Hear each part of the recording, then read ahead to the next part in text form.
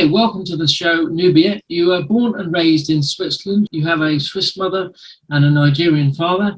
You grew up with music as your main focus, and you've recorded a few tracks on your first album, which was then picked up by the biggest concert agency in Switzerland, and you were asked to open for Whitney Houston, which is huge. The following day was when you were basically called by them and asked the following day if you wouldn't mind opening for Whitney Houston. Of course, you said yes.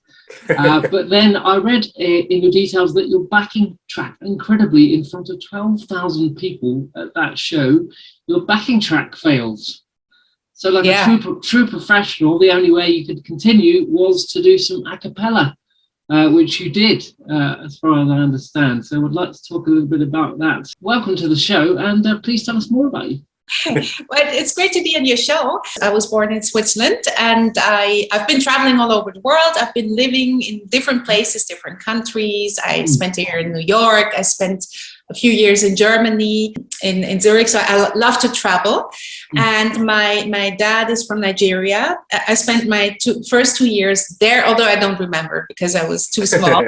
But I have an amazing family there. And whenever I can, like every 1 or 2 years, I travel there to see them. Most of my life, I've been living in Switzerland and performing here mostly, but I perform also a lot in Germany and, wherever music takes me. And I always enjoy traveling and working in the same time. Yeah.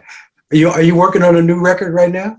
I am working on the record with Alan Glass, who I met through you. Yeah. And, it's a really, really great story. Skyler and I were working on my last album, and it was a big inspiration. And then one day, Skyler told me, there is this guy in London. He's American, but he's been living in London for, I think, 30 years. And he's like, you should hit him up, and you would love him, and you guys should do music together. So I was about to meet my Nigerian family in London, and then I was like, why don't I call this guy called Alan Glass? And then I called him and said, look, Skyler told me so much about you. I would love to meet you.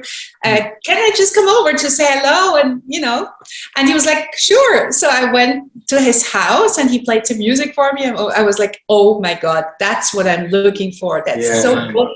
Yeah. And he told me, look, I'll give you some tracks, take them, start writing over them, then come back and spend 3 days here. And then we finished them. And that's what we did. And that's how we continued working. Yeah. We've got really, really cool songs. And I can't wait for them to come out. So in this fall, I'll bring out an EP with the first 5 songs. Yeah. And at the beginning of next year, the album will be coming out. Wonderful. Wonderful. Ryan, you got a question?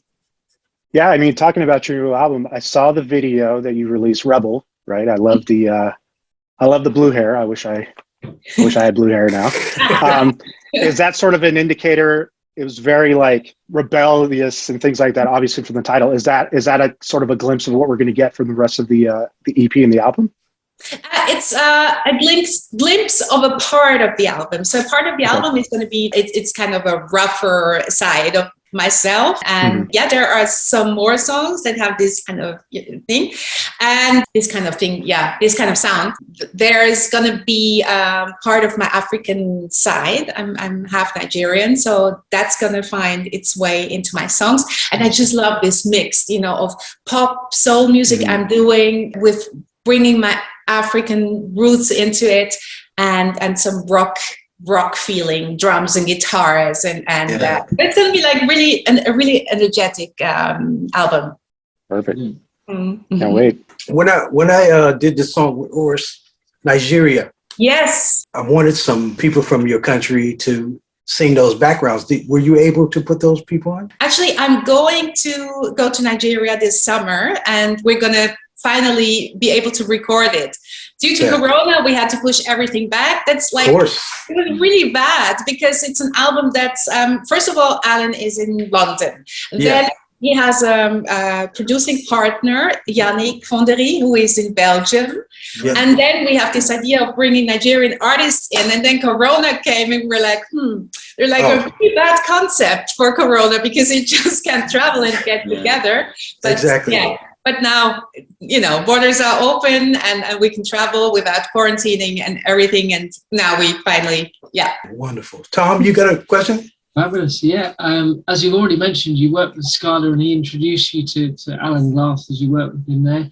You had one of your albums, Night at the Proms, I think is mentioned here. You did some touring with Roger Daltrey, Manfred, Mann, Chris Thompson, John Miles, and the Suffrage Duo. What was that like? That was the coolest tour ever. It was so much fun. And I knew all of these musicians by name. I knew some of their songs, but I didn't know the whole extent. So we were rehearsing, I don't know, maybe 2 days before like the first show.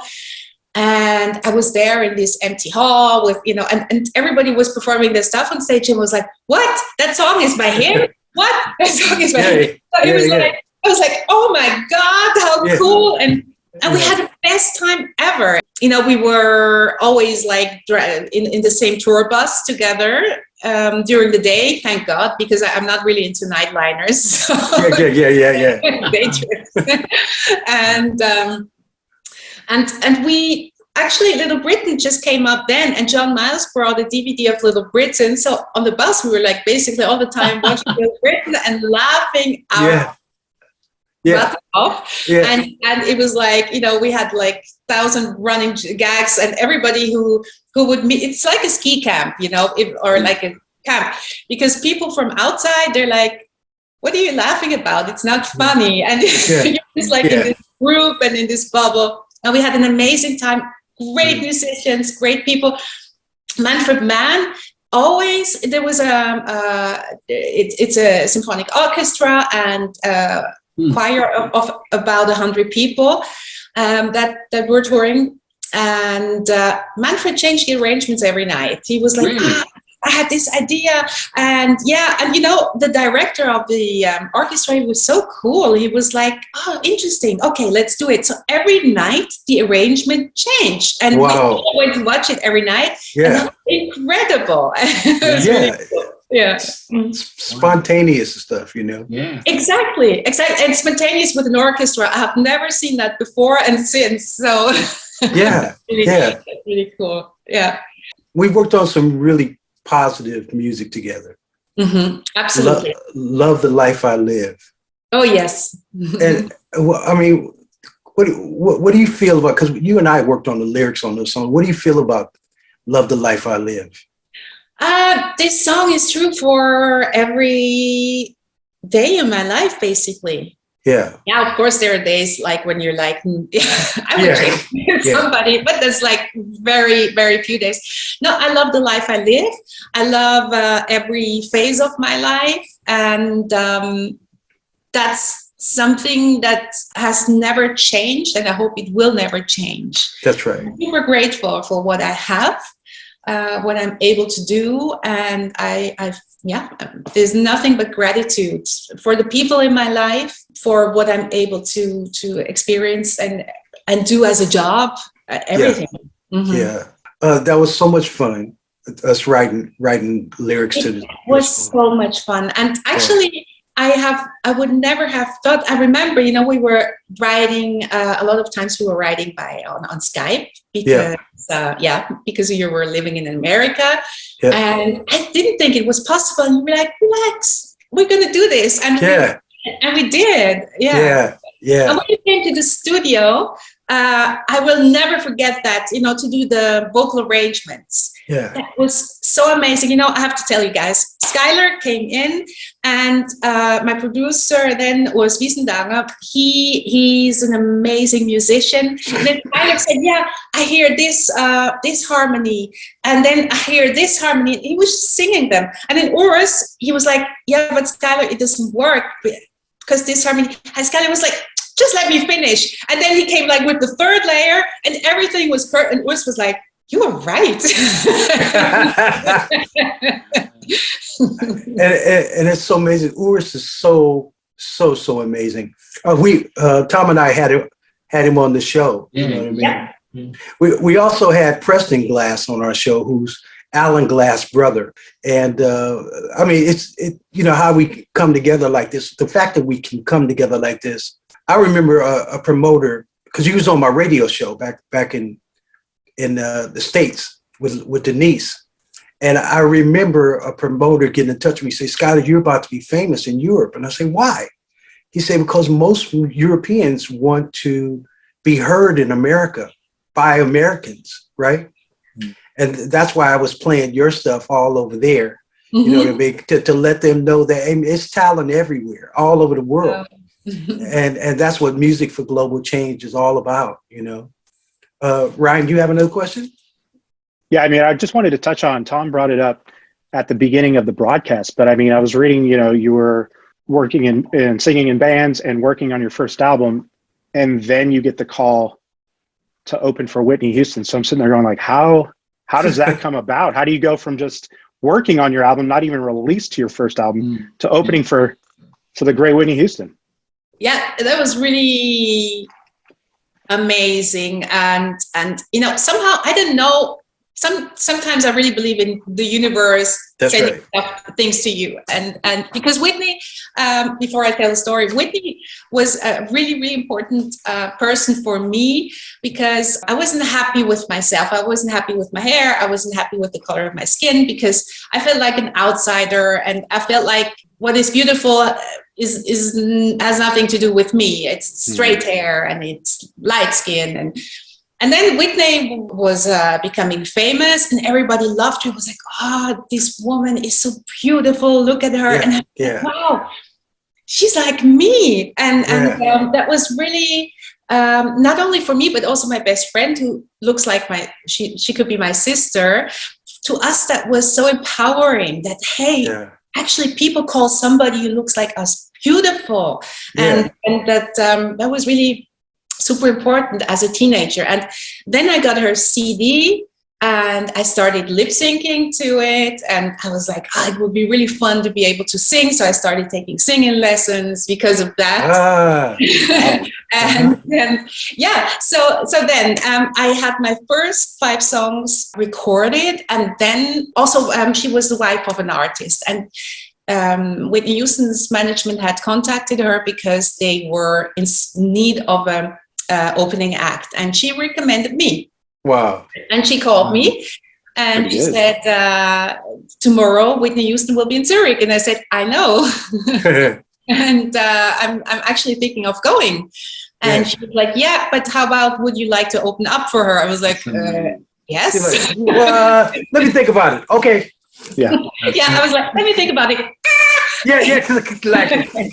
Exactly. Yeah, and then she was like, they want only you plus a musician. Can you bring a guitar player? So I told her I have a piano player that keyboarder I work with. Can he come? She was like, keyboard works too.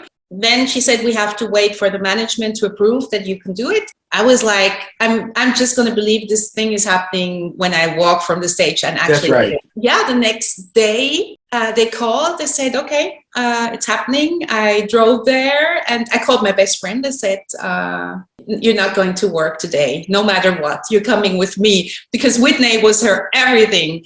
Yeah. So I took my best friend and we went there to the Hallenstadion, to the arena, and prepared, and I made the sound check and everything went well. And then I was in the dressing room and everybody came by. Her brother, Whitney's brother, the dancers, the band, the sound guy, everybody was dancing with us. They were super friendly, taking care of us, really, really nice.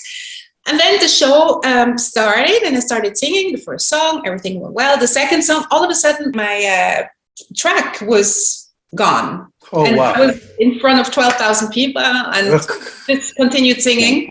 Yeah. The track will come back. Let's see what happens. So it came back and it dropped off again, back and forth, back and forth. So I was like, okay, let's do the next song. Next song, intro, track gone. And then I was like, okay, let me just sing something a cappella so the sound guy has time to take the CD out, clean it, and put it back in. So I asked people, is it okay if I sing a cappella? And I sang gospel song. and everybody loved it. And Wow. they sent the keyboarder on stage, and he said, "Look, your CD is like, it was totally scratched. I don't know what happened to it." Wow. Wow. Yeah, so we finished, by playing the two of us, and that's how people, that's how I got the attention, actually, because every time when things totally go wrong, people are totally with you. Yeah. So in the end, it was a good thing. Yeah. Absolutely. Yeah. It's like a movie. Exactly. Yeah, really. And there was a singer in the audience, and after the gig, she went to my keyboard and she was like, "You guys had that plan, didn't you?" Oh, Right. wow. Yeah. Publicity stunt. Yeah. Yeah. One of your albums you did that you mentioned in your bio, you did a cover album, and then you go on to say that artists often, when they do a cover album, it's an indication that they're not overly happy with the direction the music is going in, so they just do a cover album just to get something released, I suppose, to keep the record company happy. I suppose that's the reason. And then you went on after that, you thought, no, I'm doing my own album. My next album I'm going to do is from me, from my heart, from my music that I've made.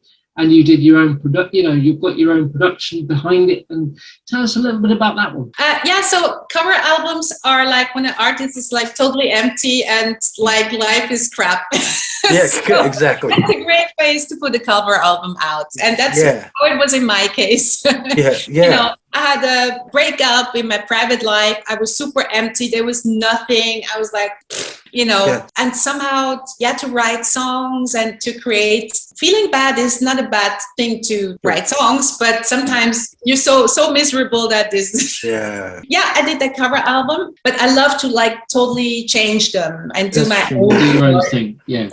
So that's what we did with that album. And then the next album, I was like, okay, let me do the next one my way. No record company, nobody who's like, oh, you should do this, should do that, it should be like that. And I just wanted to decide everything for myself. And it was an amazing process. And thanks to the people there were a lot of people involved who helped me, achieve that dream of mine. Like you, Skyler, you're one of them. I love you. Thank you, sister. Now, you know what my concept of music for global change is, right? It's lyrical content that heals, educates, and solves problems. Who were some of your favorite social conscious artists? Oh, India Arie is one of my absolute favorites. And Sting is an artist I really love. And I think, makes conscious music. Yeah, these are coming to my mind. Well, listen. We want to thank you so much for coming on and taking the time with us. Yeah.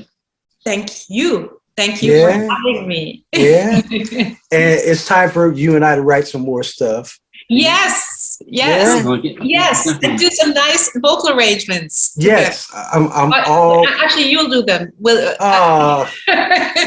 I'm all in. I miss you so much. Same. Thank you so much. Yeah. Thank you, guys.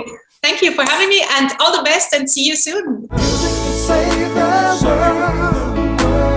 Music can save the world. If we all get together, music can save the world. Yeah. Music can save the world.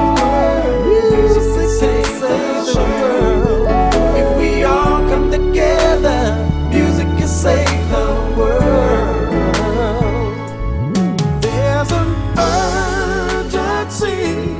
Facing our humanity.